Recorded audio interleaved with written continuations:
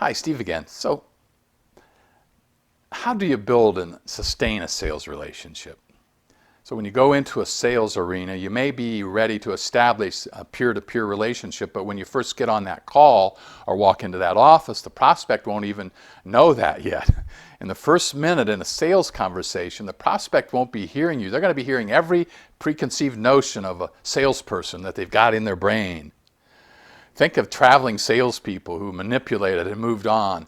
Or they might be hearing salespeople they've already spoken to that day, maybe that same hour, who launched into some sort of pitch.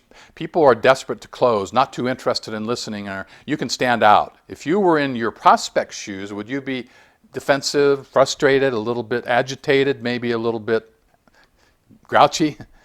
There's a survey that showed about 85% of potential customers are dissatisfied with the experience of the conversation that they have with salespeople.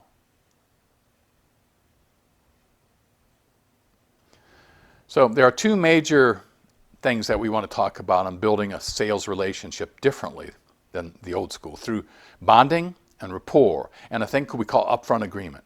Bonding and rapport, you might think all salespeople do that, but they don't. But there's a difference with being a friend and being a trusted advisor. Talking about golf or knitting or fishing, that's one thing. It might make prospects like you, but that's different than trusting you. You don't come out saying, hey, we have great stuff for you. Instead, you might say, I'm not sure if we're the right people for you. Let's take a half step back.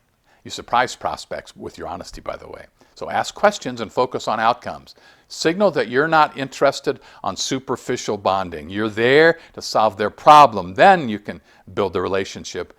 Upfront agreement. Verbal commitment that establishes expectations for the hour, what you're going to speak about, the questions you're going to ask. Oh, by the way, you're going to ask for an hour or 45 minutes or whatever you usually need. Ask for that up front. It's called an upfront contract or agreement. And there's three purposes. First, to honestly ask questions, that they can ask their questions, and we're just really trying to understand and encourage prospects to commit to perhaps a yes or what's the next step, so that you almost always don't get, I got to think it over, or a maybe. And show them that you're not wasting anyone's time. You'll set the precedent for an equal, trusting relationship, I promise. See you next time.